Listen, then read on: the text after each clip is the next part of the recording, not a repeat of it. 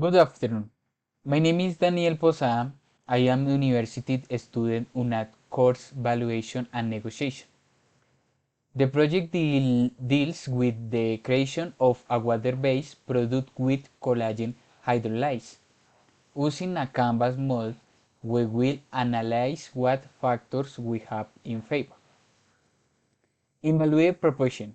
The drink has a viral consumption for life at its help to inform the bones and muscles with the ingredient main collagen.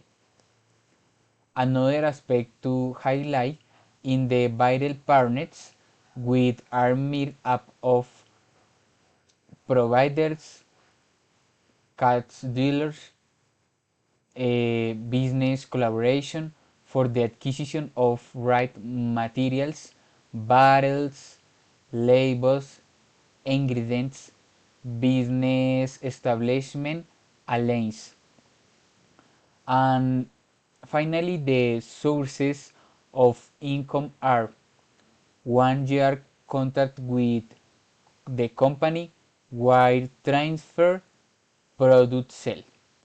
With these results, I accept the project. Thank you.